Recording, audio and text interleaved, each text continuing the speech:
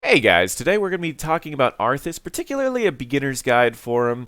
Arthas is a tank with a ton of CC, a decent amount of damage, and his main weaknesses are the fact that he has high mana costs and low escapes.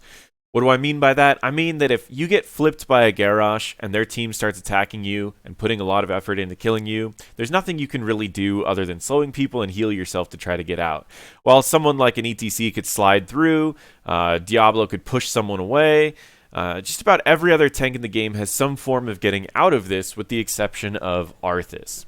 Now, but what does he have going for him? Seeing as he's a tank with a decent win rate, he's got a lot of things going for him. When picking meta builds, it was very difficult for me to choose because there 3 or 4 builds that I actually use on Arthas, but the main meta build is the one that's on the left. That is the main tank build. That is the build that has a ton of CC, a ton of survivability, and can deal with just about any situation. The other build to the right is considered the auto attack build. Now, this build is not going to be seen too much in very high ranks, but I find this one of the best builds for carrying in low ranks when people don't want to focus the tank, as you're not only a scary CC machine, but you're also going to be doing a high amount of DPS, which is why I recommend this build to be practiced for low ranks. You might see that there's no common maps showing up. Well, Arthas is a hero that works on just about every map. There's no particular maps where he's more better or worse. While some people like to use him on Infernal Shrines because you can deal damage to all the little minions there at the same time, there's not really a map that he's much better or worse at compared to the rest. He's just pretty good on most maps. He's more a situational based off of the comps that he's being picked into. Anyways, the things that I would recommend practicing on him are, of course, the range and the timing of his different abilities, as all of his CCs are very delayed. Then the next thing I want you to practice is the auto attack moving while slowing the enemy. So you can slow this ETC, for example, and you can move in between your auto attacks. Do you see how he's trying to get out right now, and there's no way that he can get out because I'm slowing him so much that I can always stay in front of him at all times? That's what you want to practice.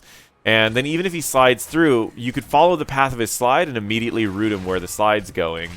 And what I just did there is the next thing that I would recommend practicing, which is essentially, if you see his auto attack speed is kind of slow, but it does a decent chunk of damage, 150 damage. So if you want to make it a little bit faster, say you're walking up on someone, you can auto attack and immediately trait to reset your auto attack timer.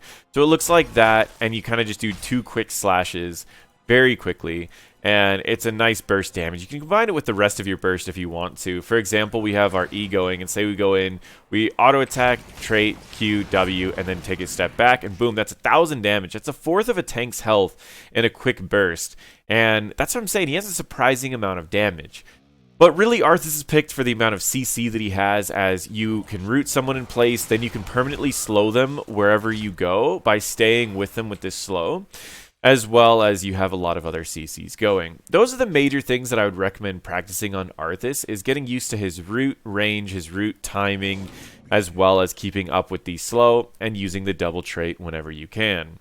Knowing that you need to be healing yourself with your Q oftentimes when you're using a main tank Arthas, getting used to pressing Alt Q to heal yourself is actually pretty important. So doing that, and then finally the last thing that I recommend is mana management. I'm going to turn off toggle cooldowns for a second. I'm going to show you how fast his mana can go down if you're using all of his abilities as fast as possible. So it looks like I did pick up the attack speed thing, so you can see his DPS goes up quite a bit. But you can see it only takes a couple fights before you run out of mana very quickly.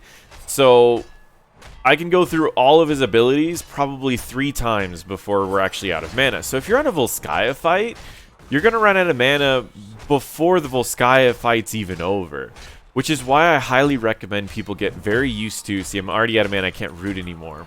Get used to proper mana management. What proper mana management looks like is essentially, if you're going in for a fight, turning on your E, using your root, getting on them with your E, using your trait every time that it's available, and then when the fight's about to end, you turn off your E and you take a step back. Only using your Q when you need to finish off an enemy or when you need to heal yourself, and then going back in, because every time you go into a fight, you want to make sure you're only using the abilities you need to use to keep your mana up, because that's the one thing that he tends to have a lot of problems with. And then the escape is the other problem, but that's something that you'll practice just when you start practicing against a variety of matchups. Thank you so much for watching, and feel free to check out my other videos.